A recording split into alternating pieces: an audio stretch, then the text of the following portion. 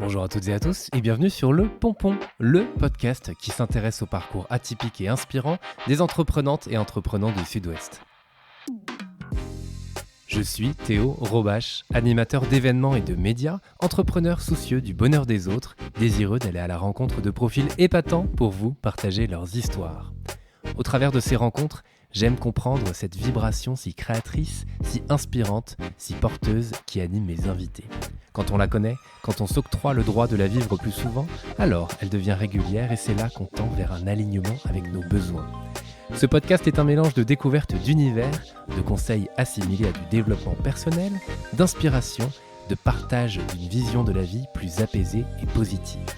Alors j'espère profondément que ces témoignages pourront vous inspirer. Et pour ce nouvel épisode, j'ai le plaisir de recevoir Jean-Luc Rochat, meilleur ouvrier de France en 2007 et chef de son propre restaurant qui a ouvert en début d'année, le Rochat, installé au Bouscat, à quelques pas du parc bordelais.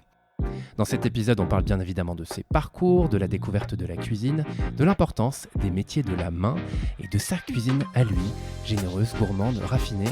J'ai eu la chance de goûter à sa cuisine, je vous invite évidemment à y aller. On parle de ses années aussi aux côtés du chef Thierry Marx à Corday-en-Bage et de son titre, évidemment en 2007, à 30 ans, de meilleur ouvrier de France. Alors je vous souhaite à toutes et à tous une très belle écoute. Et ben c'est parfait, c'est parti. Ça commence bien. Bonjour Jean-Luc. Bonjour. Merci de me recevoir dans ton restaurant. Je suis ravi de vous recevoir ici. C'est très chouette, très content d'être là, très content de pouvoir passer ce moment avec toi. Pour commencer, je te laisse te présenter s'il te plaît. Alors, je pense que je regarde par là. Mais non, tu parles au micro uniquement. Ouais, exact. Parce que je le précise, c'est la première fois qu'effectivement c'est un épisode enregistré en vidéo aussi. Exactement. Mais on est que tous les deux. Je suis très content déjà de te recevoir dans ma maison. Ouais. Moi, je dis souvent ma petite maison de quartier parce que. Donc, moi, je suis Jean-Luc Rochat. Je suis un chef doublement étoilé. Hein. C'est comme ça que ça se dit. J'ai eu 2 étoiles Michelin. Voilà, parcours pas du tout atypique parce que j'ai fait l'école hôtelière, tout ce qu'il y a de plus classique, avec des bons chefs, des vieux chefs, des chefs MOF, ce qui m'a donné un petit peu, ce qui m'a tendu un petit peu la voie pour continuer dans ce domaine. Ça m'a toujours fait un peu peur au départ, le fait de vouloir et de pouvoir entrer dans les grandes maisons. Et puis, finalité... baigner un peu dans cet univers, j'ai décidé d'en faire mon métier une passion. C'est une passion que je pense avant tout quand même qu'un métier alimentaire, on va dire. Ouais, oui, c'est le cas de le dire. Tu voulais faire quoi quand tu étais petit ? Alors, soit pâtissier, Ouais. soit ébéniste. Pourquoi donc ? En fait, je suis fils et petit-fils d'ébénistes, donc on a toujours été baigné là-dedans, baigné dans la précision, dans le beau, dans le geste, et surtout dans l'intelligence de la main, parce qu'on a toujours eu cette culture qu'en fait, le savoir-faire et l'artisanat étaient très très importants. Donc on m'a plutôt tendu à aller dans cette voie-là. Ouais. Mes parents me disaient, tu veux pas travailler, on t'enverra, on te fera faire ci, on te fera faire là. Non, mais en fait, j'ai toujours suivi cette voie-là, et cette voie de l'artisanat, du travail bien fait. Et alors, qu'est-ce qui t'a mené vers la cuisine ? Quel moment t'es allé plutôt vers ça et que t'es pas devenu arrière-petit-fils d'ébéniste ? Alors, c'est vrai que j'aurais pu. Il y a des forgerons aussi dans la famille. En fait, vraiment très métier de la main. En fait, c'est vraiment une grosse famille d'entrepreneurs, Rochat. Si on tape aujourd'hui ADN, Rochat, les bétons cirés, le Puy du Fou, enfin, plein d'autres grosses structures en fait ont été faites par la famille. Il y a aussi une branche qui a fait de l'artisanat de la ferronnerie d'art. Donc voilà, fils d'ébéniste. Je me dis, qu'est-ce qui fait que je suis allé là-dedans ? Le travail du beau, du bien fait. Voilà. Ok. Oui, donc justement, mais alors à quel moment tu as eu ces premières connaissances, cette première rencontre avec le milieu culinaire ? Alors non, on avait un gros problème, c'est que ma grand-mère avait beaucoup d'enfants et beaucoup de petits-enfants. Donc les fêtes de famille, c'était 30 ou 35 à table. Ok. Tous les week-ends, on recevait à la maison. Et du côté de ma maman, on a des gros stars, c'est qu'ils ont des hôtels et des restaurants. Donc en fait, j'ai toujours été un peu baigné là-dedans, sans le vouloir forcément au départ. En fait, ça m'a un peu emmené et porté à aller vers ce métier. Ouais, et oui, j'ai vu au Portugal, c'est ça ? Ouais, beaucoup au Portugal, ouais. Okay, avec même une station de ski au Portugal. C'est ça, exactement. Et en fait, ils ont la concession de la montagne là-bas, donc la famille de ma mère. Ouais. Et ils ont installé il y a plus de 25-30 ans, aujourd'hui, ouais, une bonne trentaine d'années. Aujourd'hui, les années passent quand même. Ils ont acheté des remontées de ski à Voriaz, donc ils ont installé les premières pistes de ski qui étaient touchant à des hôtels. Au départ, c'était des posadas, un peu des chambres d'hôtes au Portugal. Ok. Aujourd'hui, ils en ont fait des grosses structures avec pas Ouais. mal d'hôtels et de restaurants. Et c'est vrai que c'est assez paradoxal de dire je vais skier au Portugal. Ouais, bah, effectivement, ouais, on peut skier au Portugal. Mais ouais, ils ont installé plein de choses comme ça, quoi. Aujourd'hui, il y a des spas, il y a 3 hôtels, il y a quelques restaurants, il y a Oui, pas donc mal de. t'as quand même baigné dans cet univers-là assez Ouais, rapidement. ouais. Et donc, C'est une famille de négociants, de commerçants, voilà, de commerçants, c'est le mot que je Mhm. cherchais. Et alors, à quel moment tu te dis, je vais en faire mon activité, je vais en faire mon métier? Parce que entre vouloir le faire et le faire véritablement, il y a quand même un petit gap. En fait, j'étais pas super bon élève à l'école. Ok. Enfin, c'est pas que j'étais pas super bon élève, en fait, c'est que je m'ennuyais très très vite. Ouais. Et j'approfondissais les choses, mais en fait, ça durait très peu de temps. Et pour moi, quand c'était acquis, je passais à autre chose. Et, euh, et arrivé en fin de troisième, donc je passe le brevet. Et c'était super important le brevet à l'époque, faut le Mhm. dire quand même. T'avais pas le brevet pour être postier, c'était pas possible. Et si t'avais pas ton bac, t'étais un imbécile. Mhm. Donc en fait, je suis arrivé en bout de troisième, j'ai dit je fais quoi? Je vais au lycée. J'étais pas très scolaire, j'ai dit le lycée c'est pas pour moi. Mes parents m'ont poussé à faire des études. Je dis non, c'est pas pour moi. Moi, je veux rentrer dans une école où voilà quelque chose qui va m'apporter, et dans lequel je vais m'épanouir et puis ce côté un peu manuel quoi en Ouais. fait, dans lequel j'ai Faire des toujours choses été. peut-être plus concrètes aussi. Exactement, Ouais. exactement. Et puis à 15 minutes de chez moi, une super école hôtelière. Donc j'ai dit bah pourquoi pas quoi. Mes parents ont dit bah écoute. On te fait rentrer à l'école hôtelière si c'est ce que tu veux. Et puis en fait, ça a démarré comme ça. Ouais. Donc de pas super bon élève, j'étais dans les 3 premiers de la classe, donc ça a duré 4 ans. J'ai eu je sais pas par chance, mais mon bac avec mention très bien. Enfin voilà. C'est pas que de la chance quand même. Ouais, ça s'est plutôt pas mal passé.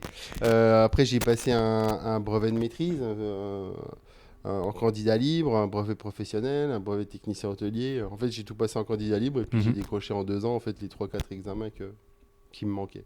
Ok. Ah ouais, et tout en candidat libre, quoi. Ok. Ouais. Yes. Et alors, avec quelle idée en tête à ce moment-là aussi? De devenir cuisinier, second, chef? Alors, c'est sans prétention, mais certains le savent, je vais le souligner. J'ai eu le titre de meilleur maître France à 30 ans. Ouais. Donc, chose qui est un peu rare. Mhm. En fait, à l'issue de mes études, à l'âge de 20 ans, la première maison dans laquelle je rentre, mon chef que je rencontre en stage me dit je veux que tu intègres l'équipe, je veux que tu viennes bosser avec moi. Gilles Blandin, pour pas le citer, qui est meilleur Oui. maître de France aussi. Et aujourd'hui, qui est professeur au lycée de Tournon-les-Bains. Et il me dit bon, faut que tu restes, faut que tu viennes, je pense que ça peut bien se passer pour toi. Je dis ok, super. Et en fait, à l'âge de 20 ans, je lui ai dit si dans 10 ans je suis pas chef, j'arrête le métier. Et si je suis chef, je passerai le meilleur ouvrier de France. Donc il me regarde avec des gros yeux. Puis voilà, en fait, je suis resté sur cette idée. Et ça s'est plutôt bien passé parce qu'en fait, l'année de mes 30 ans, j'étais inscrit à 29, 28 et demi ou 29 au concours du MOF. Mhm. J'étais à l'époque avec Thierry Marx. Ouais. Et en fait, l'année de mes 30 ans, donc j'ai décroché le titre de MOF. Donc en fait, ouais, le petit rêve, ce petit truc là qui volait un peu au-dessus, c'est plutôt bien. C'est plutôt bien passé, quoi. Ouais, justement, je vais te parler de Gilles Blandin, je pense en parler plus tard, mais tu peux nous parler de lui. Je crois que ça a été quelqu'un d'important dans ta carrière aussi. Ouais, super important, déclencheur, meneur, jusqu'au boutiste, à te descendre quand il fallait, à te mettre la main sur l'épaule quand il le fallait aussi, et surtout en fait à nous porter l'équipe tous pour un seul et même et bel objectif. En fait, c'était la satisfaction du client Hmm. et puis le travail bien fait. En fait, c'est un petit peu ce qui nous réunit tous en tant que cuisinier et professionnel du métier aujourd'hui, quoi. Ouais. Et donc, il est lui-même chef. Donc lui, il a été chef de nombreuses années. Aujourd'hui, il est professeur au lycée hôtelier de Tournon-les-Bains. Hmm. Et en fait, j'ai fait 3 ans quasiment avec lui, plus les périodes de stage, quasiment une année en fait sur 3-4 ans, sur les différentes écoles hôtelières. Ouais. Et puis, il m'avait dit à l'époque, à la fin de mon apprentissage, oui, il faut que je t'envoie chez Patrick Henri Roux à la Pyramide à Vienne, quand même le temple de la cuisine française, Ouais. où tous les grands chefs, tous les anciens chefs sont passés. Beaucoup de ces grands chefs sont passés. Ils me disent non, chef, je veux pas aller dans un 2 étoiles. Je veux pas faire que des pommes de terre ou tailler des trucs toute la journée, toute l'année. Ça m'intéresse pas. Trouvez-moi une autre maison. Si, si, si. En fait, lui était second là-bas. Ok. Il a été second là-bas. Il dit non, il faut absolument que tu ailles à la pyramide. Bon, bah, allez, ok, je vais à la pyramide. Donc, bah, bien entendu, la veille de rentrer à la pyramide, je suis à une crise de je ne sais plus quoi, de Titanie ou un truc comme ça. J'étais terrorisé en fait. Ok. Et puis ça s'est très bien passé. J'ai fait 1 an quasiment. J'étais chef de parti. On m'a proposé un poste de second. Et en fait, à l'âge de 23 ans, j'étais déjà second, premier second à la pyramide, quoi. Donc c'était déjà tracé. C'était chouette. Et alors, d'après toi, qu'est-ce qui a fait que tu as aussi rapidement réussi? Parce que tu disais même 30 ans, meilleur ouvrier de France, il n'y en a pas beaucoup qui sont mofs à cet âge-là.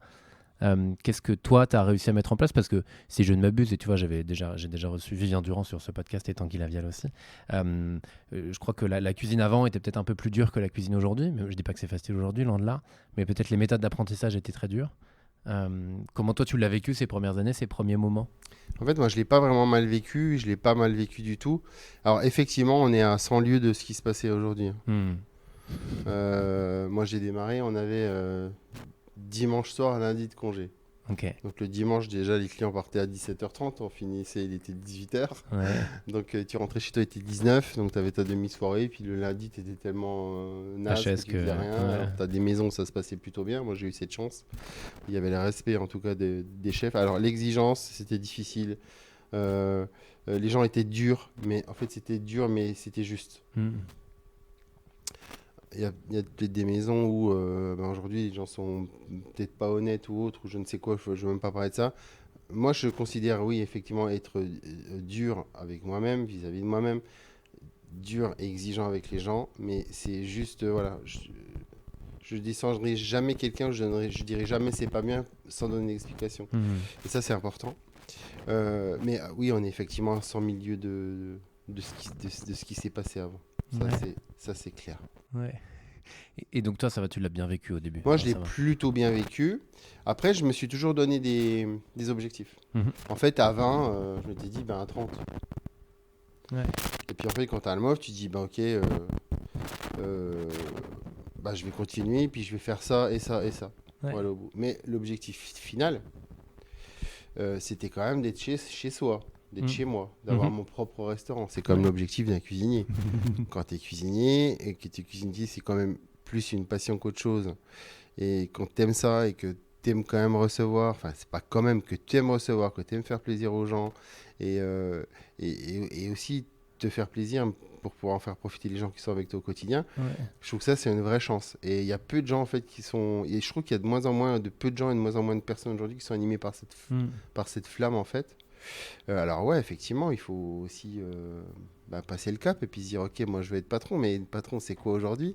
C'est un modèle économique, c'est aussi s'entourer, c'est aujourd'hui, tout le monde le sait, tout coûte de plus en plus cher. En fait, il faut être super méticuleux surtout et être observateur sur tous les postes et tous les pôles de l'activité de l'entreprise aujourd'hui.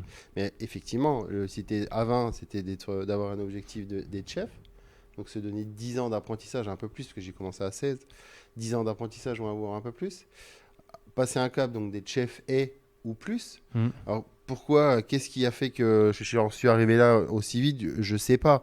J'ai peut-être un truc un peu plus que les autres. J'en sais après, c'est sans prétention.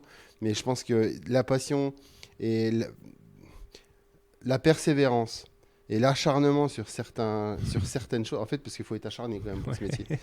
L'acharnement, c'est peut-être un peu brutal comme mot, mais on fait que, en fait, quand tu as des objectifs et que tu arrives au bout de ces objectifs, ça marche. Et puis, pourquoi pas encore un peu plus, encore un peu plus. En fait, il faut tout essayer, quoi. Alors, comme beaucoup, j'ai plein d'amis qui peuvent être restaurateurs aujourd'hui, mais qui n'étaient pas des restaurateurs de formation. En fait, ouais, mais moi, j'ai fait plein de métiers. Moi, j'ai essayé aussi de faire d'autres métiers, mais en fait, je reviens toujours au même. C'est qu'en fait, ce métier-là, il englobe tellement de choses. Aujourd'hui, je suis chef d'entreprise, j'ai une autre casquette aussi. Il y a le lancement de l'entreprise, il faut être super vigilant, il y a aussi former les gens, essayer de mettre les gens dans un moule pour pouvoir ensuite leur donner, je dis souvent, j'aimerais donner les clés aux gens qui sont avec moi, parce que justement, c'est aussi les faire grandir. Mais ouais, c'est step by step, en fait. Mais il faut toujours s'accrocher à un truc. Mhm. Alors, souvent, s'accrocher à une branche, c'est peut-être aussi pour ça que cette branche, elle est très présente. Dans ton Et logo. le logo de la maison, en tout cas. Mais ouais, effectivement, ouais, faut monter. C'est ancré, en fait. C'est enraciné. Ouais. C'est un peu notre métier, en fait, le logo de cette maison. Ouais, complètement. Tu disais que tu avais testé d'autres métiers? Ouais, j'ai essayé, ouais. Parce que j'avais pas cette partie-là. J'ai eu essayé, ouais. T'as essayé En quoi? fait, j'ai essayé un peu pâtissier, j'ai essayé du traiteur aussi Ok. pendant 2 ans et demi. Après, Ouais. c'est des vraies expériences, quoi. Ouais. Mais, le tout départ, c'était peut-être la voie de mon père et de mon grand-père. Et puis, c'était peut-être aussi forgeron. Mais en fait, aujourd'hui, j'ai fait des meubles ici, j'ai fait Ouais. de l'art de la table, j'ai fait de la déco, j'ai fait mes pieds de table en fer forgé. Parce qu'en fait, il y a des choses qui m'animent. Des choses qui sont importantes pour moi. Parce qu'en fait, la bouffée d'oxygène, elle n'est pas que. Alors, il y en a qui vont faire du vélo. Oui, ok, je fais un peu de vélo, je fais un peu de sport, je fais un peu de tout ça. Aujourd'hui, je ne fais pas ça à 100%. Mais après, j'ai plein d'autres passions, quoi. Ouais. Donc, et ces passions, en fait, t'aident à grandir. Mm. Et en fait, elles sont tout le temps liées à la main. Il faut que la main, en fait, soit liée avec ta tête et puis que tu crées des choses et que, en fait,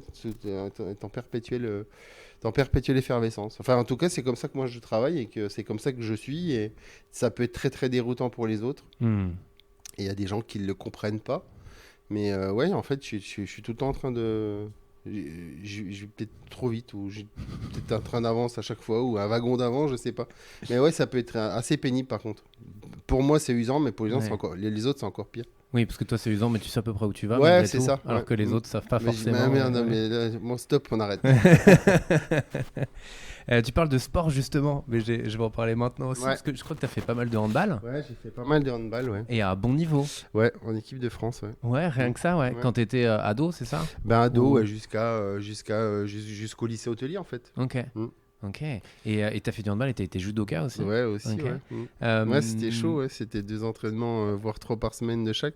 Ouais, donc c'est pas Tous rien. mes soirs étaient occupés. C'est Alors, ça peut-être pour ça aussi que je faisais pas grand-chose à l'école, mais... Euh, En fait, c'est pas que je faisais pas grand-chose, c'est que je faisais juste ce qu'il faut, en fallait. fait. Voilà, c'est très bien. Juste ce qu'il faut pour que ça se passe Exactement. bien et voilà, Ouais. être dans la bonne moyenne, les 12-13. Ah bah, très bien. Oh, Tu vois, moi, c'était- j'ai ouais, quasiment c'était- toujours eu 12. c'était- Je suis passé. C'était correct. Et alors, qu'est-ce que ça t'a apporté ces sports-là pour le coup? En fait, c'est 2 sports complètement différents C'est parce ce que qu'il y en a j'allais où dire, tu es ouais. seul et Ouais. puis il y en a où tu es en équipe. Ouais. En fait, aujourd'hui, notre vie, nos vies, quelle que soit la personne, hein, en fait, Mm. à un moment donné, tu as besoin d'être seul et tu as besoin d'être en équipe. Ouais. Si tu veux avancer, si tu veux emmener à bout le projet, mais quel qu'il soit, quoi. Mm. Et aujourd'hui, c'est quelque chose qui pour moi est assez vital parce que j'ai besoin, même aujourd'hui, de me retrouver seul. Mais même aujourd'hui, j'ai besoin au moins une demi-heure. Les gars vont manger. En fait, je me pose. Il faut que je fasse le vide. Ok. Il faut que je me sorte à un moment donné. Il faut que même l'après-midi, en famille, en fait, il faut que j'ai ma bulle. Où là, il se passe rien et il faut pas que je réfléchisse trop, en fait. Alors, tu fais quoi pour le coup? C'est pas indiscret. Tu vas marcher, tu médites? Je tu peux aller écoutes de faire la un tour musique? dehors, Ok. je peux aller au parc bordelais, là c'est l'idéal. C'est juste à Alors, côté, des fois, ouais. c'est 10 minutes, un quart d'heure, mais en Ouais, fait, ouais. voilà. Et puis je me pose et souvent j'enlève mes pompes et là en ce moment ça permet de faire ça. Ouais. Tu t'allonges un peu sur l'herbe là. Ouais. En fait, c'est des choses qui sont très très basiques, hein. C'est juste se poser dans un endroit comme celui-là et puis t'as pas de bruit. Hmm. On a la chance d'avoir une maison qui est plutôt bien insonorisée. En fait, et là, tu 10 minutes. Alors, tu peux fermer. Moi, je sais que je peux fermer les yeux ou non, mais en fait, j'ai besoin de ça, de rien. Hmm. De pas bouger. En fait, je suis tout le temps en activité, mais tout le temps, tout le temps. Et on me le reproche tout le temps. Non, mais arrête. Je dis, ouais, mais non. Donc ça, c'est la partie solo, le fait de besoin d'être Ouais, seul. puis après, en équipe, on grandit, quoi. Ouais. On grandit, on avance, on apprend des autres, on donne aussi. Hmm. Et en fait, c'est un perpétuel échange. Et je trouve qu'on a un job qui permet d'avoir cette relation-là. On a des gens qui sont de toutes origines. Ouais. J'ai une fille vietnamienne qui est avec nous. Je suis très content. Si elle pouvait m'apporter un peu plus de sa culture, j'adorerais. Hmm. Et en fait, c'est toutes ces rencontres et on prend le plus et le moins de chacun, en fait. Ouais. Et c'est ce qui fait avancer, quoi. Ouais, carrément. J'ai vu un article qui parlait de toi et notamment au niveau du sport. Ça disait le sport, savoir poser des limites en permanence, acquérir un mental dans la solitude, jouer en équipe dans un contexte violent. C'est ça, en fait. C'est un peu le résumé de ce que je viens d'expliquer. Ouais. Exactement, je Mm. trouvais ça assez chouette. Et effectivement, et même le contexte violent, même si ce terme-là est fait assez. Mais je trouvais que le parallèle entre effectivement le sport en équipe qu'on peut avoir dans le handball, c'est un sport costaud quand même. Ouais, Hein. c'est un sport costaud. Assez, ouais. Et qu'on peut avoir quand c'est le coup de feu en cuisine. Bah ouais, chacun est à son poste. Mais c'est ça, en fait, c'est très militaire. Et c'est tous ensemble que ça fonctionne. Exactement. Ça peut pas fonctionner autrement. Ouais. Moi, je dis, ouais, mais chef et tout. Moi, je dis, ouais, mais non, en fait, chef ou pas chef, chef tout seul, il fait rien. Ouais. Le chef sans personne en salle, ben, il fait rien. Donc, on m'a dit, c'est pas se résigner, mais il faut aussi accepter, tolérer, mais toujours rester dans l'exigence, bien entendu. Ouais. Parce qu'il y a de l'argent derrière, parce qu'il y a de l'argent, parce qu'il y a des clients qui payent, donc ils sont contents ou mécontents. Mais voilà, aujourd'hui, c'est un tout. C'est un tout. Ouais. Et oui, il peut y avoir une certaine violence en fait dans ce mode de fonctionnement, parce que le coupe-feu, il est juste, il peut être juste très vif en fait. Ouais. très vif quoi. À déjeuner, on fait 30 couverts. C'est la remarque qu'on s'est faite. 14h11, terminé, service fini. On a démarré le service à 12h30. Ouais. Alors on est en semaine, mercredi. Ouais. Bon, ok, c'est 30 couverts. C'est une petite maison, hein, j'ai 35 couverts. Donc, c'est bien. Mais ouais, c'est le mot en fait. Je reviens un peu en arrière. En 2002, tu rejoins Thierry Marx dans le Médoc, à Corday-en-Bage, à Pauillac. Pourquoi le rejoindre? Qu'est-ce qui t'attire là-bas? Une nouvelle aventure dans laquelle tu restes pas mal d'années. En fait, compagnon du Tour de France. Ouais. Moi, je démarrais. Ouais. Et puis un ami à Bordeaux me dit faut que tu viennes à Bordeaux. Moi, j'étais à Gérardmer. Ouais. Faut que tu viennes à Bordeaux. Ouais, Bordeaux. Bon, ok, je savais qu'il fallait que je fasse une escale à Bordeaux. Et déjà familialement parlant, c'était important parce qu'en fait, chez moi, le Portugal, c'était une nuit à Bordeaux. Donc, à Bordeaux, ça résonnait. Tu connaissais, c'était de passage. Exactement. J'ai dit, ok, je vais faire une halte à Bordeaux. Mais où? Alors, s'il y avait un endroit qui me faisait rêver, moi, c'était le Chapon-Fin. D'ailleurs, aujourd'hui, si j'avais pu aller au Chapon-Fin, j'y serais allé. Ouais. Parce que c'est l'endroit, quoi. Pour moi, c'est chargé d'histoire. Il y a des super chefs qui sont passés. Et puis, il y a un volume qui est juste incroyable. Ouais. Donc, mon pote me dit ouais, il y a un poste qui se libère par le biais de Thierry Marx au Chapon-Fin. Il cherche un second. Bon, okay. Je vais au Chapon-Fin. Bon, je trouve le lieu super. Je rencontre le chef très bien. Et puis, le chef était bof à l'époque. C'était Franck Ferré-Gutier. Ouais. Et bon, sinon, il me dit on vous donne une réponse. Sinon, Thierry Marx cherche aussi à Pauillac. Chose que je savais pas. Puis en fait, on a fait une journée de plus et puis on est allé à Pauillac. Alors on est venu ici, c'était à cette époque-là, c'était fin juin la première fois. Ouais. Donc là, c'est juste top. Ouais, oui. Soleil, grande journée, il faisait beau, la vigne est toute verte, la route des châteaux magnifique. C'est le début des vacances, donc pas trop de monde. Ouais, c'était à peu près. Puis je me dis, ok, j'arrive à Cordeillan, on passe le portail, je dis, c'est quoi cette maison, quoi. Ouais. Ce truc de fou. Ouais. On déjeune, et là, voilà, coup de cœur quand même. C'est une cuisine super chouette, le restaurant ouvert sur la vigne, l'endroit juste paisible. Non, mais c'est ici qu'il faut venir, en fait. C'est pas au Chapon-Fin, en plein centre-ville de Bordeaux. Ouais, c'est complètement différent. Moi qui suis anti-centre-ville. Alors, après, c'est peut-être un peu moi, je vais dire ça. Moi, j'ai beaucoup de mal avec le plein de monde, être dans la bagnole, mettre 25 minutes. Alors, c'est ce qui se passe aujourd'hui, mais j'ai quand même beaucoup de mal. 25 minutes pour faire 10 km. Je dis, t'es en ville. Ouais, c'est en ville qu'il y a du monde. Donc, je me retrouve à 55 km de Bordeaux, en pleine pampa, là-bas, à Pauillac. C'est sûr que là, je t'ai pas embêté. Là, il n'y a pas d'embouteillage. Tu pars de chez toi à 28, tu arrives à 30. Donc, t'es pas embêté. Mais ouais, coup de cœur sur le lieu, sur la cuisine, sur tout ça. Donc, je rencontre Thierry Marx. On y retourne 3 fois pour être sûr, pendant l'été puis septembre. Puis, ok, la place se libère. Je me dis, ok, bon, allez, c'est là qu'il faut venir, quoi. Okay. Et donc j'ai fait quelques années. Ouais, parce qu'en 2005 tu deviens chef exécutif. Ouais, et en 2010, Thierry Marx s'en va. Ouais, c'est ça. Le MOF en 2007. Ouais, tu as de belles années là. Ouais. Non, mais super années. Et puis des grosses brigades. Enfin, encore des grosses brigades, quoi. On a été 25 en cuisine, quoi. Donc à faire 30-40 couverts par service. Ouais, c'est pas mal. En 2 étoiles. Ouais, c'est pas mal. Et puis une 3e étoile qui nous poussait au-dessus de la tête, quoi. Ok. Ah ouais. Donc ouais, c'était. Et alors parce que pour le coup, l'étoile est donc chopée par Thierry, je sais plus en quelle année. Ouais. Enfin les 2 étoiles. Pardon. Alors en fait, je crois que c'était la première étoile en 98, la deuxième en 2000. Ouais. Puis c'est resté 2 étoiles jusqu'à son départ. Ouais. Alors après, c'est discuté, pas discuté. J'ai gardé, j'ai conservé, j'ai Ouais, enfin, au final, on s'en fiche un peu, pour le dire Parce clairement. que donc, t'es devenu chef En fait, principal. je Enfin, sais suis pas comment on devenu dit, chef mais, principal, Ouais. donc j'ai pris son poste à son départ. Ouais. Le guide Michelin, sachant aussi que j'étais derrière depuis quelques années, ils allaient pas forcément retirer une étoile pour en remettre une l'année suivante. Ok. Oui, effectivement, j'ai bénéficié du maintien des étoiles accordées en bâche, mais avec mon nom. Voilà. Ouais, mais c'est resté encore. Ah oui, t'es puis on est resté en fait presque jusqu'en 2016. Je suis parti fin 2016, début 2017, oui, avec 2 étoiles au guide Michelin. Ouais, Ouais, effectivement. Très chouette, belle aventure. C'est un relais château. ouais, donc, les châteaux, super maison, super famille surtout. Voilà. Ouais. Voilà, la maison n'existerait pas sans la famille. Après, moi, je dois beaucoup à Jean-Michel Cazes, aujourd'hui Mhm. Jean-Charles Cazes. Mhm. Mais ouais, non, mais des gens qui m'ont fait confiance en fait. Ouais. T'es resté 15 ans là-bas. Ouais, 14 ans, c'est 14 ans. 2 x 7. Yes.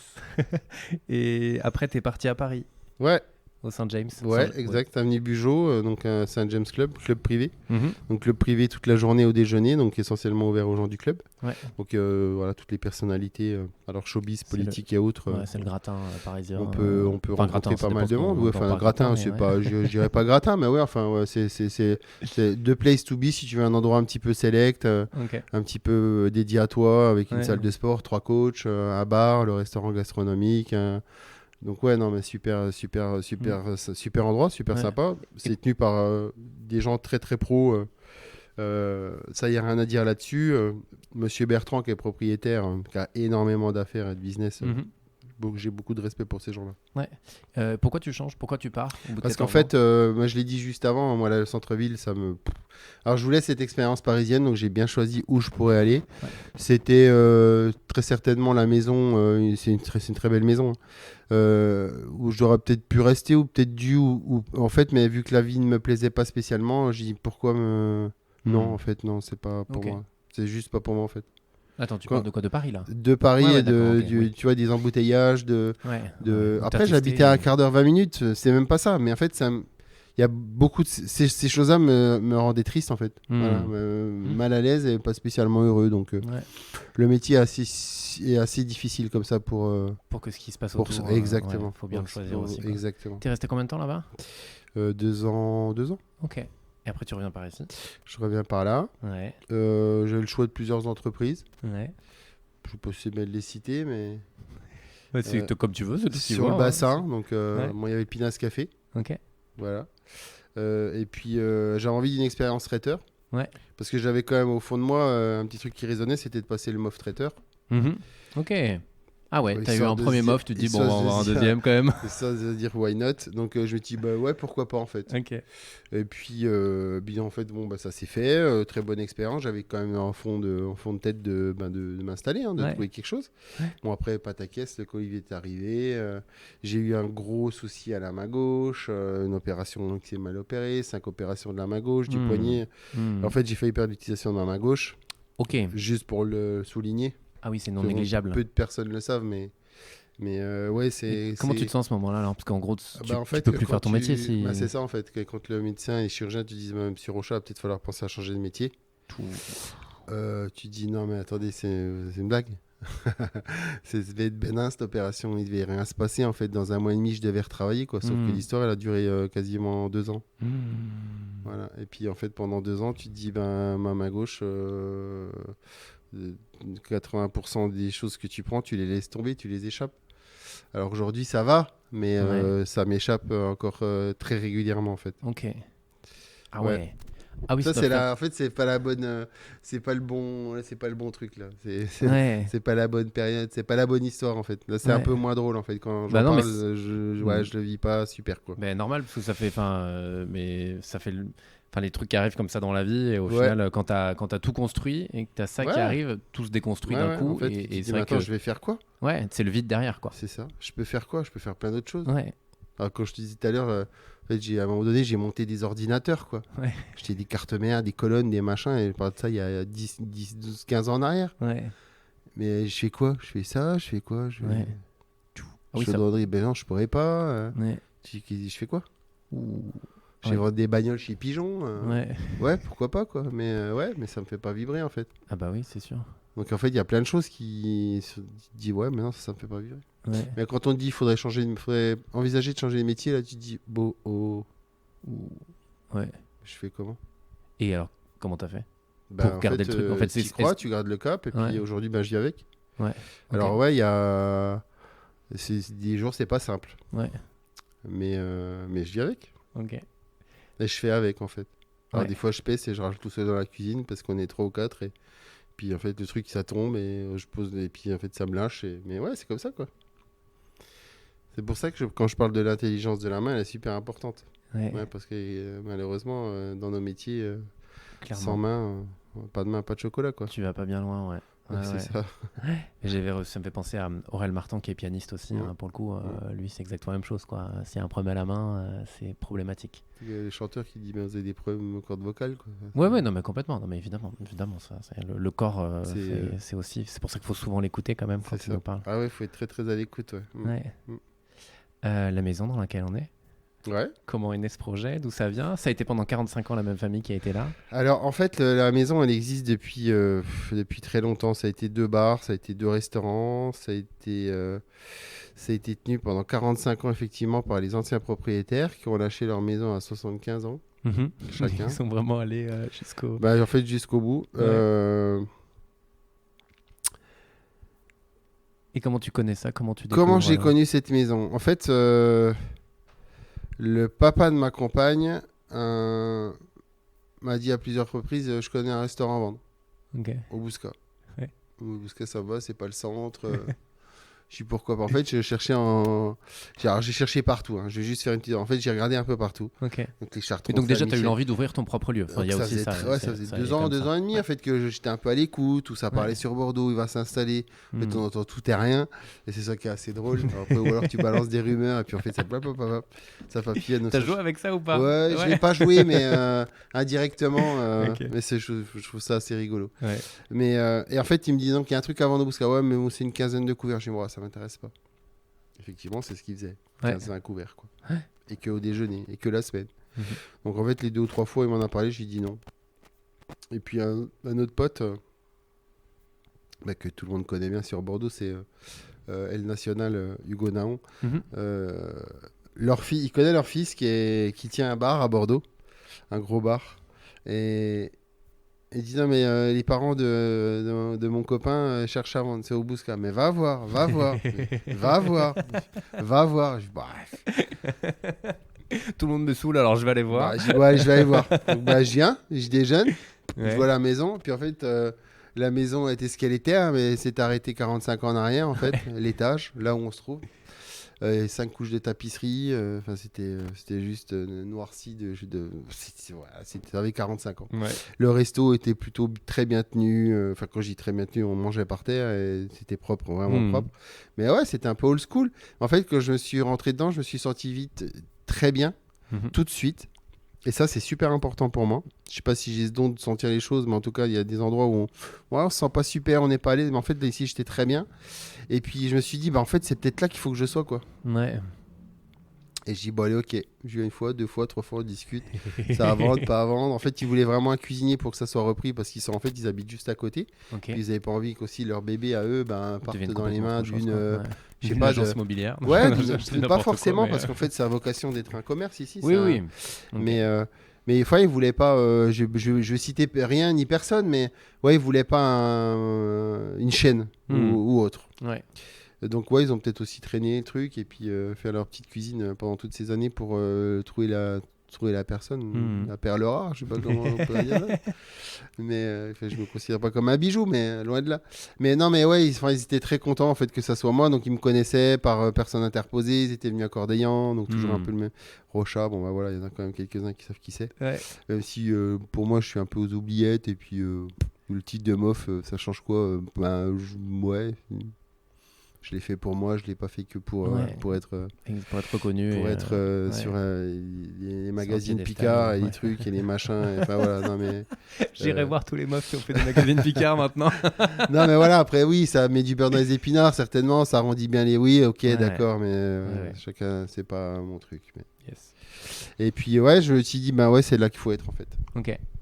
Et alors ça, c'était il y a combien de temps? Parce que tu as ouvert en début d'année là. En fait, le premier contact, il est à peu près il y a 1 an. Ok. En Ça allait juin. vite. Donc on a laissé passer l'été, ils ont fermé août, et puis je suis revenu en septembre, et puis j'ai fait une proposition, puis ça a traîné par contre un peu. Mhm. Et ça a été signé courant décembre. Ouais. Le 19, je crois, j'ai dû avoir les clés. Ok. On a commencé les travaux le 27 ou le 28 décembre, Ok. Ouais. et puis j'ai ouvert le 30 mars. Yes. En fait, on a fait 2 mois et demi de travaux. Ouais. Donc on s'est fait un peu violence. Mhm. On a fait appel à quelques bons et grands entrepreneurs Ouais. de confiance, des gens qu'on attend toujours. Donc on a pris la décision de faire les travaux nous-mêmes, beaucoup en famille. Ouais. Et puis j'ai la chance d'avoir un papa qui est juste incroyable et qui sait tout faire. Mhm. Il s'appelle ni José ni Manuel, mais en tout cas il sait tout faire. C'est une petite boutade pour les Portugais. Mais ouais, donc on s'est dit ok, on va se remonter les manches et on va faire vite, bien, et on va remettre un coup de neuf à cette maison. Ouais. En fait, on a tenu au délai. Au bout de 2 mois et demi, c'était calé et on a tout arraché, tout cassé, tout est refait. La maison est ce qu'elle est aujourd'hui et Mhm. elle est plutôt sympathique et Clairement. des couleurs agréables. Voilà, Ouais. c'est chaleureux, c'est cosy, on s'y sent bien et voilà. Et je suis chez moi enfin et je suis très content. Yes. Et bravo pour ça, pour le coup. J'ai eu déjà la chance de venir manger 2 fois ici, le midi. Et c'était un régal, j'en parlerai un petit peu après. Et justement, juste pour rester un peu sur le lieu, parce que nous, on l'a vu, mais c'est rien que les petites tables basses qui sont devant nous, là, on voit qu'il y a encore du vin dessus. Est-ce que tu peux nous dire comment ont été choisis les matériaux aussi? Enfin, parce qu'en fait, c'est ça que je trouve intéressant, c'est qu'au-delà de la cuisine de chef, ce qui se passe et ce que tu vas servir dans l'assiette, c'est tout l'univers. On rentre ici dans un univers que toi, tu as voulu créer à ton image. C'est ça. Alors s'il avait été ici ou ailleurs, ou le quartier d'à côté, ou une ville d'à côté, en fait, je pense qu'il aurait été le même. Ouais. En fait, j'ai toujours été baigné un peu dans les choses simples et belles, mais surtout des choses de qualité. Mhm. Et sans rentrer dans un discours éco-responsable, mais plutôt éco et responsable, j'étais parti sur mes ancêtres. Mhm. En fait, on a été toujours baigné dans le bois. Mm. Et je trouve ça plutôt chaleureux. Mhm. Et c'est surtout que je trouve que c'est un matériau qui se marie avec l'ancien, le nouveau, et avec plein de couleurs différentes selon les teintes qu'on lui donne. Et chez moi, enfin, tout est en bois. Et donc l'idée, c'était d'utiliser des choses qui partaient au rebut et que je trouvais complètement absurdes. Et en fait, d'utiliser la barrique. Donc on en a fait des tables basses, on en a fait des appliques en bas, on en a fait des luminaires, on en a fait des porte-lampes, Mhm. j'en ai fait des porte-couteaux, j'en ai fait... Ouais. Et en fait, de ça est née la boîte à pain, Mm. le support à huile d'olive, etc., etc. En fait, on a tout créé, j'ai tout créé avec l'aide de mon père, bien entendu, qui a fait beaucoup et certaines choses très techniques. Mais après, j'ai fait des choses moi-même, les porte-menus, enfin, tout ce qu'on peut voir au resto. J'ai travaillé avec une caisserie aussi locale. Ok, c'est Avec une du- caisserie. Je peux pas la citer, mais... Non, mais c'est quoi une caisserie une juste parce que caisse... pardon. C'est une entreprise qui fait des caisses pour les châteaux. D'accord, ah oui, Voilà. tout simplement. Donc je la Ok. citerai pas Ouais. parce qu'il va se faire inonder de Ouais, ça demandes marche. après.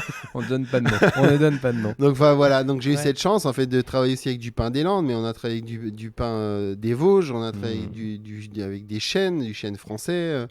Et en fait, on a tout fait, on a tout créé. Sauf que ça, j'ai pas fait ça en 2 mois et demi. Parce Ouais. que tout l'ordre de la table, il était prêt 6 mois à l'avance, quoi.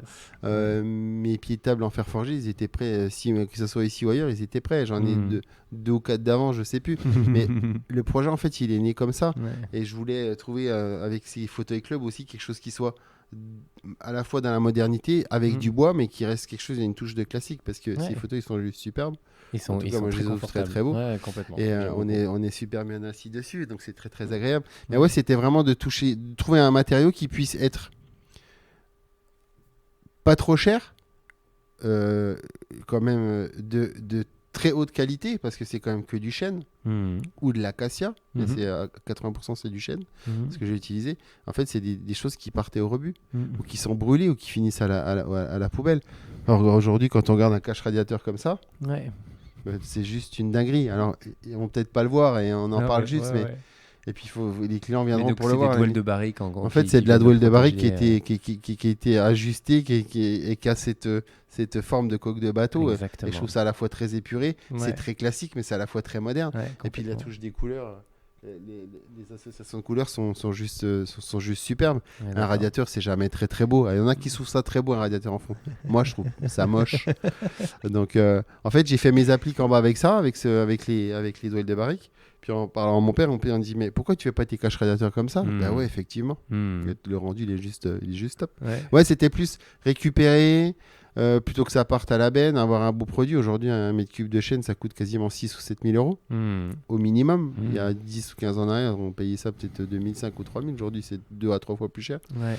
Donc ouais, effectivement, ça laisse un produit noble avec lequel on peut faire plein de choses. Il faut juste être un peu créatif. Là, ces tables basses, alors ça bouge, ça vit parce qu'il y a à l'intérieur de la barrique, c'est rouge et à l'extérieur, c'est blanc. Là, c'est couleur chêne. Ouais. Alors là, ici, on a 2 barriques. Donc voilà, ça vit, ça a bougé un peu, ça a cintré un peu. Voilà, ça a son charme. Moi, je dis que faut pas y toucher, quoi. Ouais, complètement. Et puis, il y a une histoire. Bah ouais, carrément. Et donc, et avant, parce qu'après j'irai sur ta cuisine quand même, ce que tu fais et ton caractère en cuisine aussi. Oui, on est à l'étage là pour le coup. Ouais. Et toi aussi, tu as voulu un lieu où on pouvait, on va faire un petit instant promo, au-delà de la cuisine. On peut louer le lieu aussi au final, et tu voulais faire vivre ça aussi, plus qu'un restaurant quoi en fait. Alors c'est ça, en fait, en prenant cette maison, c'est 250 mètres carrés de surface commerciale. Ouais. C'est mon bail commercial. Oui. Mes prédécesseurs, eux, vivaient à l'étage. Moi, il était hors de question de vivre à l'étage. À un moment donné, il faut aussi couper de son lieu de travail et de la vie perso. Et je voulais pas faire 80 couverts pour faire de la bistronomie ou de la gastronomie ou de la je ne sais quoi. Enfin, c'est juste faire à manger. On parlera certainement de ça plus tard, mais mon métier, c'est juste faire à manger. Et c'était de me dire, ok, je fais un resto, on fait 30-35 places en bas, et puis à l'étage, on fait quoi? Un petit salon? Bah ouais, pourquoi pas? Un petit salon qui va servir à quoi? À ce moment-là, je vais faire une table. Par contre, on va limiter à 12 pour que ça soit 10 à 12 personnes. Et puis il y a une pièce qui était libre, mais en fait on a fait une pièce pour le travail avec un rétroprojecteur, on met un tableau blanc, on met un truc qui se déroule. Donc tout est insonorisé, donc c'est plutôt sympa. Donc en fait on peut venir à 10 ou 12, on peut faire une dégustation de vin par exemple, on peut passer la matinée à travailler, on peut faire une petite pause, manger une petite pâtisserie, un café, un thé, on peut repartir. On peut rester là pour manger si on veut être à l'écart. Si on est que 6, on peut le faire aussi, on se met à l'étage et puis en fait on a tout l'étage pour soi, en fait c'est plutôt sympa. Et puis la vraie valeur ajoutée de cet endroit, c'est qu'en fait on a une table de 2 mètres sur 2 mètres. Ici on a un petit salon, on va mettre 10-12 personnes assises autour des petites tables et d'un petit guéridon. Et puis ce qui permettra de faire une soirée d'anniversaire entre potes, entre amis, une soirée à thème, une soirée à la truffe, caviar, homard, tout ce qu'on veut. Et en fait là à l'automne, on le vendra peut-être un peu plus que maintenant. Mais parce que par souci d'écologie, j'ai pas voulu mettre la clim. Donc c'est peut-être un endroit que je n'aurai pas juillet-août parce qu'il fera trop chaud et puis voilà, je vois pas trop l'intérêt. Mais ouais, c'est pour laisser un endroit à dispo et que ça soit vivant et que ça puisse vivre et puis qu'on puisse recevoir à faire autre chose d'une autre manière en fait. Qu'on puisse même enregistrer des épisodes de podcast par exemple. Et puis là on est plutôt bien, on est tranquille. Yes. Ta cuisine maintenant, dans l'assiette. Parce que c'est aussi ça, c'est transmettre son caractère, sa façon de voir les choses dans l'assiette. Elle est comment ta cuisine et est-ce qu'elle est différente d'avant, quand c'était pas ton chez toi? Alors je sais pas si... de toute façon elle évolue, on évolue et je pense qu'elle est comme le caractère et comme la sagesse des gens en fait. Quand on est tout jeune, tout feu, tout flamme, on fait tout dans tous les sens et puis on prend des risques et on minimise pas en fait les retombées que ça peut avoir et les effets que ça peut avoir à la fois sur une équipe mais aussi sur ce que tu donnes en fait au quotidien pour que ça puisse être fait dans de bonnes conditions.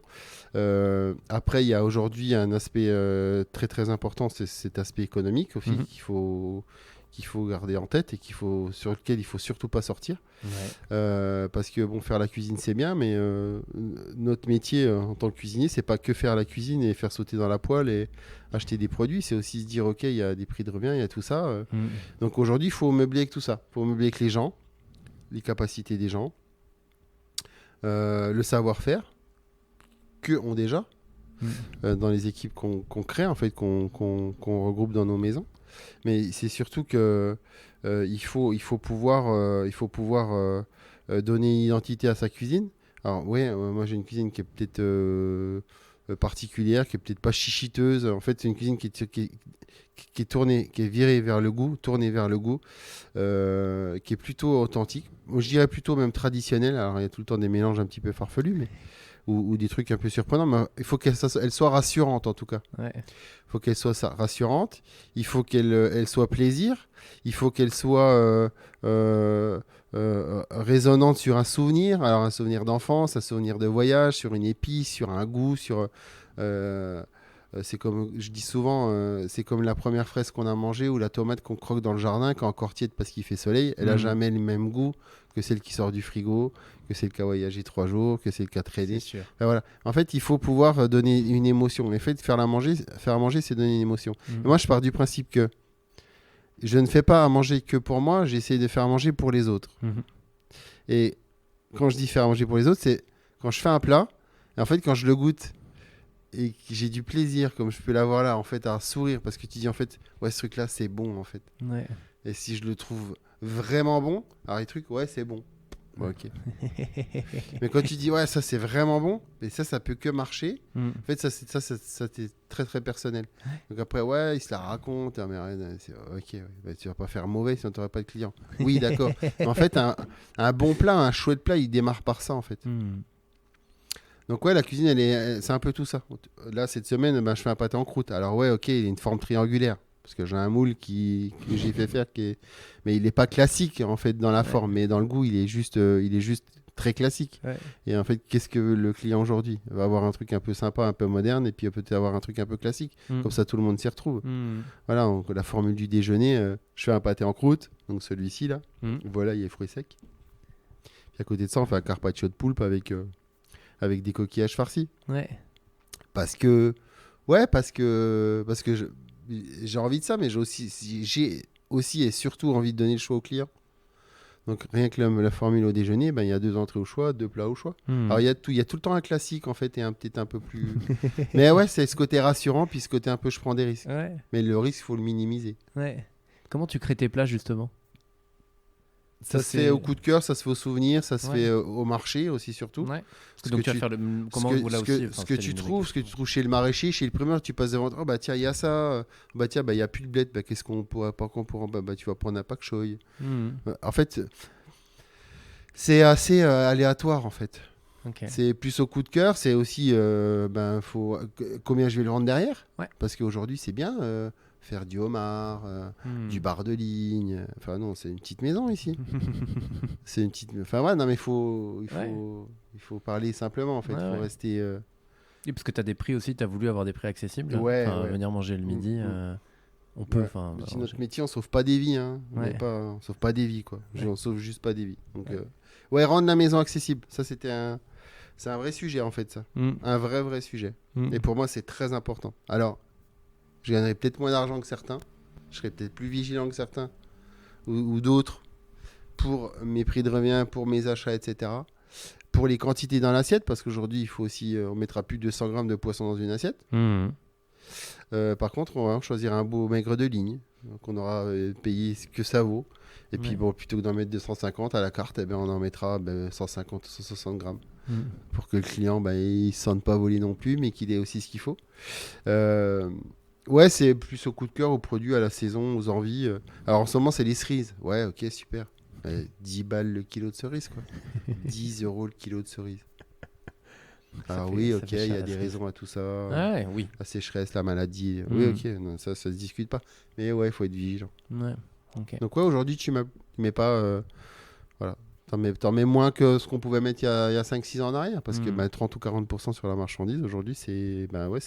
Et puis les gens le voient, de toute façon.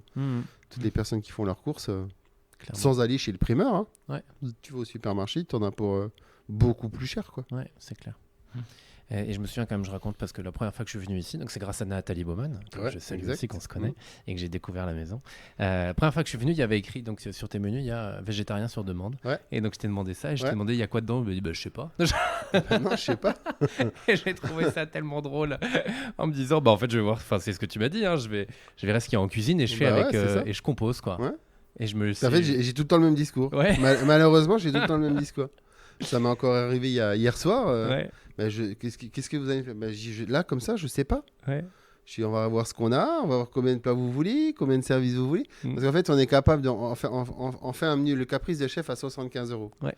Alors 75 euros, je fais juste une petite aparté. Mhm. 75 euros, c'est une somme, mais c'est 5 plats. Donc Ouais. 75 divisé par 5, ça fait 15 euros le plat. Mhm. Alors, bistronomie, gastronomie, machin, patin couffin. Ouais. Juste faire à manger dans un lieu qui est sympa avec un petit amuse-bouche, des petits feuilletés pour l'apéritif, une petite mignardise. Alors qu'est-ce qu'elle est, hein Qui est Hein très bonne. Qui est très bonne. Ouais. Mais c'est 15 euros le plat. Mhm. Donc voilà, faut aussi. Mhm. Donc le client il dit, mais je vais manger, mais ça dépend de tout ça en fait. Combien Ouais. de plats vous voulez? Un plat, je Ouais. sais pas. Donc on va voir. Mais on a Mhm. tellement de légumes, Mhm. pas forcément en purée, des légumes entiers. En fait, on peut tout faire. Donc Ouais. ouais, il y a des gens, ils veulent le plat, le menu 5 plats, mais en végétarien. Bon, on leur Mhm. fait un menu 5 plats en végétarien, Ouais. avec autant de pièces, autant d'éléments que les autres clients, quoi. Et tu te laisses porter par, par ce qu'il y a, par ce que tu trouves. Et c'est ça Mais en qui- fait, c'est assez facile parce que. Alors, les gens le soulignent très souvent. Aujourd'hui, on laisse le choix, même sur la formule du déjeuner, de 2 entrées, 2 plats, 2 desserts. Mhm. On laisse le choix au client sur le menu convivial à 56 euros de choisir dans la carte entrée, plat, dessert. Mhm. Et puis, c'est pas pour tout le monde. C'est pas choix unique pour tout le monde. Mhm. On laisse le choix. Ouais. Aujourd'hui, il y a tellement de maisons. Alors, je sais pourquoi, je comprends et parce que c'est plus facile à gérer tout ça. Ouais. Mais ouais, aujourd'hui, en fait, moi, j'aime pas aller au restaurant et ouais, il y a qu'un menu, il y a que ça et t'as pas le choix en fait. Mhm. Et puis végétarien, en fait, ça fait chier le chef parce que tu manges végétarien. Mhm. Ben non, enfin, c'est pas un hôpital ici, enfin, c'est un restaurant quoi. Tu vois, tu prends une patate et puis, enfin voilà. Donc ouais, non, je sais pas, mais Ouais. vraiment, je sais pas. C'est pas que je sais pas ce que j'ai dans mes frigos. Je sais pas. Dites-moi ce que vous avez envie. Ouais. Qu'est-ce que je mange je sais pas. Mais c'est intéressant quand même là, dans la philosophie de faire de la cuisine aussi, je trouvais ça intéressant. Ça t'a fait quoi quand t'es devenu meilleur ouvrier de France? Ça fait pleurer. Ouais. Ça fait des cheveux blancs. Ouais. Ça fait pas que des copains. Parce qu'il y a toujours Ah ouais. des gens qui sont jaloux. Bah Ouais. ouais, forcément. Mhm. Ok. Il y en a qui courent après et qui Ouais. sont allés 3 ou 4 fois. Et voilà. Et pourquoi moi? Ben, je sais pas. Pourquoi pas? Ben, je sais pas. Enfin, Mhm. ça s'explique pas en fait. C'est dur le concours? Ouais. Ouais. Ouais. Tu peux y laisser pas mal de plumes, ouais. Ok. Ouais. Bah, il y en a, j'en connais, qui en ont laissé des plumes. Ok. Financières, et sentimentales, et familiales, et affectives. Toutes les plumes possibles quoi. Ouais. Ok. Duvet et tout, la totale. Non, ça peut être difficile, ouais. Ouais. Parce qu'à Bordeaux vous êtes que deux mofs, si je ne Ouais, m'abuse. ben Philippe Etchebest, moi, et puis à Saint-Émilion, il y a un tout nouveau, un petit Ouais. jeune, là, Ah. qui est Jérôme Schilling, Très qui est à la bien. Forêt Hyperaguet. Ok. Mais ouais, on est peu. Enfin, on est peu sur le monde entier, on est peu, hein, mais Oui. si on est aujourd'hui, on est 200, ça doit être le grand maximum, quoi. Oui. Donc c'est quand même un club. Ouais, Restreint ça, de- c'est... Ouais, ça, c'est refermé, ouais, comme... Ouais. Mm. Ah bah c'est prestigieux aussi pour le coup. Enfin, c'est... Bah ouais, c'est la beauté du concours. Ouais.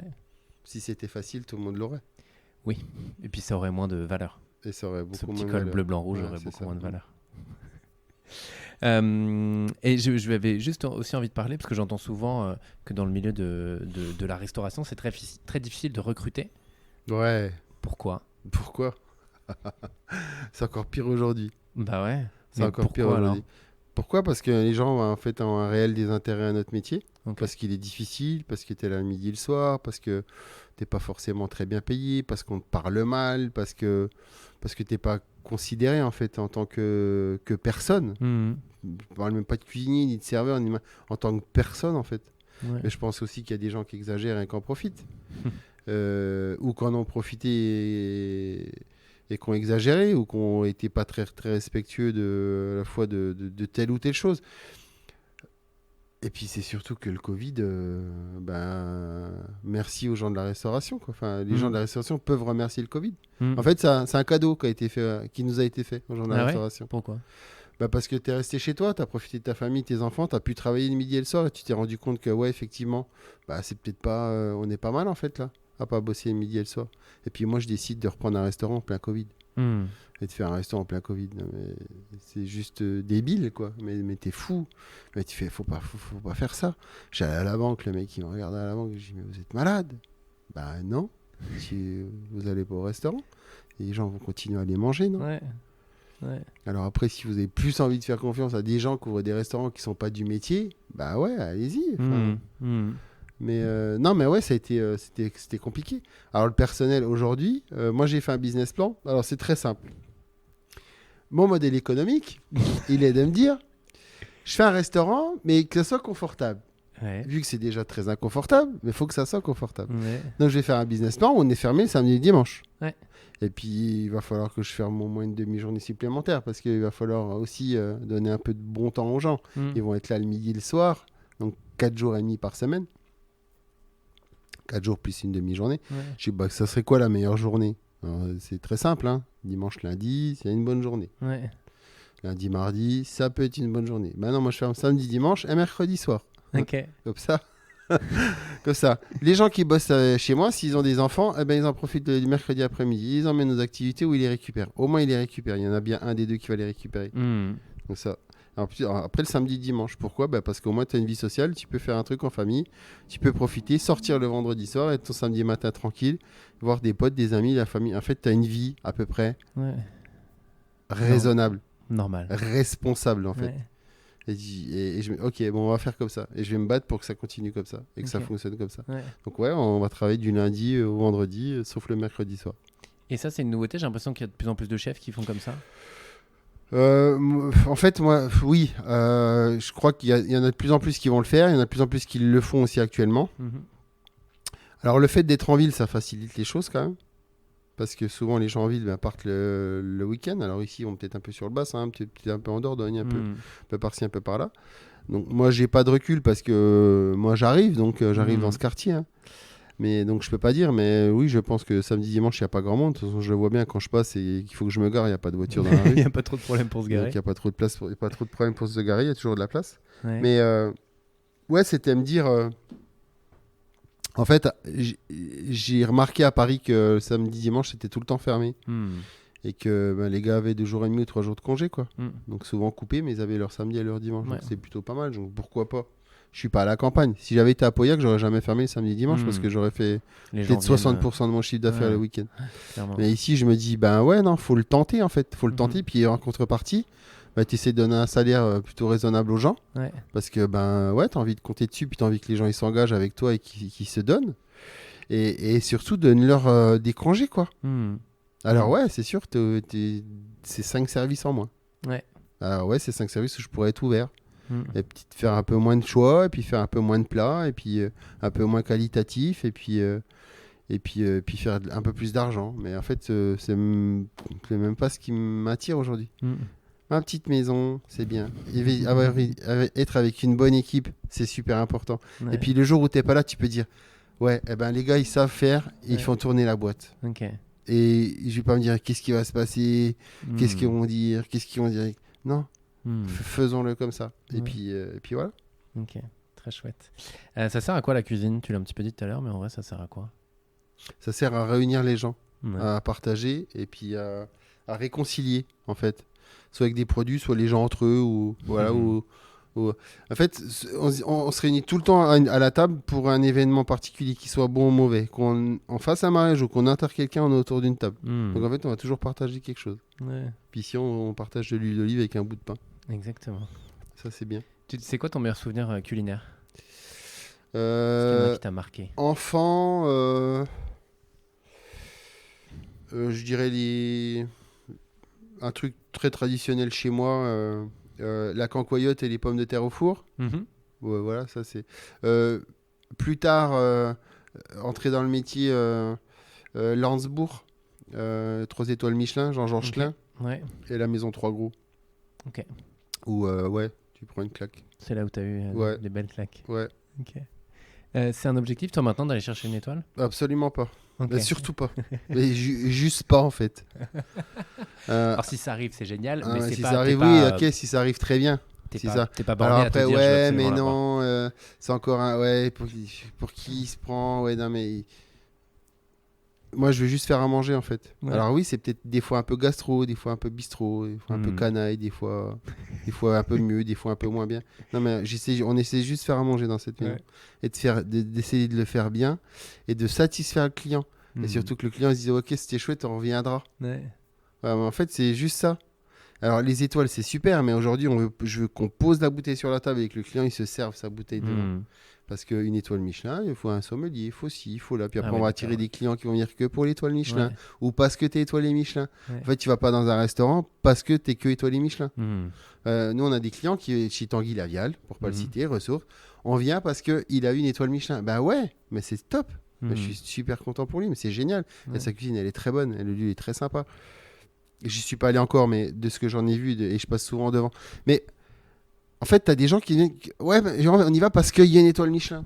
Mais non, mais viens parce que le lieu est sympa, puis parce que le chef il est plutôt sympa, parce que la cuisine elle est bonne, et puis le chef il vient en salle. Alors, ouais, aujourd'hui, je vais en salle parce que je suis chez moi, et puis mon souhait c'était de pas couper le lien. Puis si j'avais pu faire une cuisine ouverte, je l'aurais fait, mais pas ici. Donc après, voilà, ça c'est encore un autre deal, une autre histoire. Mais donc j'ai ouvert au maximum, et après, je vais voir les clients, quoi. Donc ça, c'est chouette. Yes. Ça fait quasiment 1 heure qu'on écéchange ensemble. Peut-être, je sais pas. Je te le dis. Ouais. J'ai le timer devant moi, donc je te le dis. Tu calcules pas depuis tout à l'heure, vas-y. Non, donc. pas trop. Qu'est-ce que tu aurais comme conseil à donner aux personnes qui ont une petite voix qui leur parle comme ça et qui leur dit d'y aller, d'oser et qui n'osent pas forcément franchir le pas, quel que soit le pas à franchir? Surtout foncer, quoi. Puis aller au bout de vos rêves, ou aller au bout de vos envies, et toujours minimiser les risques. Toujours avoir une part de toi, tes 20% là qui te disent mais attention, peut-être que. Alors peut-être que moi je me pose trop de questions. Oui, mais peut-être que tu aurais dû. Mais foncez. Faites les choses. T'es pas cuisinier, va apprendre. Tu veux changer de métier, viens dans nos maisons. Tu démarres dans le métier, viens dans les bonnes maisons. Voilà. Okay. Mais il faut y aller, quoi. Ouais. Et puis il faut y croire surtout. Il faut vraiment y croire. Et face à la peur, toi, t'as fait comment si t'as eu peur? De la peur, il y en a toujours, il y en aura toujours. Et heureusement qu'il y a de la peur, parce que c'est ce qui fait avancer. C'est ce qui fait te remettre en question. C'est ce qui fait que tu analyses les choses peut-être un peu plus que quand t'as pas peur, où tu vas dire bon, ok, on y va, boum. Non. Non. Mais ouais, non, il faut avoir peur. C'est important. Il faut. Ouais, après, il y a des moments où j'ai eu peur et qui te stressent au possible et qui. Ben ok, mais minimise le risque. T'as peur, mais voilà, accroche-toi. Mets 2 cordes plutôt qu'une. Tu vois, mais t'y vas. Ouais. Tu vas peut-être à tâtons, mais t'y vas. Okay. Tu dis pas non, j'y vais pas. On y va. On essaye, on persiste, on essaye. Ça marche pas, on fera autre chose. Moi, j'ai ouvert ici, je me dis ok, ça marche pas le week-end. Bon, ok, je ferme le week-end. Bon, ben, je prends le risque. Je ferme le mercredi soir. Bon, ok, je prends le risque, on verra. Ça fait que 3 mois, c'est tout nouveau. Mais je me dis, je pourrais ouvrir le week-end, faire salon de thé l'après-midi. On a des salons, des pièces pour ça. Après, il y a possibilité de faire plein de choses. On a la terrasse qui est plutôt sympa au déjeuner. Le soir, il fait un peu plus chaud, donc c'est peut-être un peu moins agréable. Mais en fait, voilà. Mais en fait, j'y suis allé, mais en me disant, ok, ces 20%, ils sont là. Ben, on pourrait peut-être faire ci, on ferait peut-être là.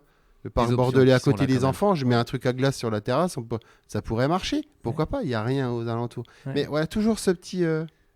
Mais foncez, allez-y. Ouais. Il faut oser, en fait. Il faut en avoir envie, il faut y croire. Dernière question de ce podcast. Qu'est-ce qui t'anime au quotidien?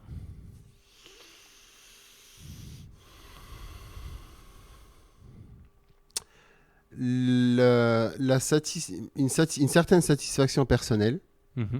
Parce qu'en fait, le fait de pouvoir emmener ton idée, ton rêve, là où elle est aujourd'hui, alors rien n'est gagné, rien n'est acquis. Il faut toujours... Mais ouais, c'est à la fois la satisfaction des gens qui sont avec toi, c'est le fait de faire goûter, c'est l'engagement que les gens peuvent avoir, c'est pouvoir se dire ok, aujourd'hui on a cet objectif-là, demain on essaie de se donner notre objectif. En fait, c'est tout ça qui me fait... Qui fait avancer, qui fait que tu mets de l'eau au moulin, en fait. Tout le temps, il faut. Ok, chouette. Jean-Luc, merci beaucoup. Merci à toi. J'invite tout le monde à venir ici. Donc nous sommes au Bouscat, avenue des Vignes, à quelques pas du parc bordelais. Exactement. Une maison qui fait l'angle. Et venez parce que c'est génial d'être ici. Merci. Merci, à bientôt. Bye. Merci à toutes et à tous pour votre écoute. ravi d'avoir reçu Jean-Luc Rochat, chef EMOF de son restaurant. Je vous invite, comme je l'ai dit à la fin de l'épisode, à aller déguster l'un de ses plats et aller dans son univers qui est vraiment génial. Si cet épisode vous a plu, eh bien je vous invite à le partager autour de vous. Le pompon se fait connaître aussi et surtout grâce à vous. Et je vous invite également à mettre 5 étoiles si ça vous a vraiment bien plu sur votre plateforme d'écoute préférée. Moi je vous dis à la semaine prochaine pour un nouvel épisode et surtout, d'ici là, prenez soin de vous et mangez bien. À très vite.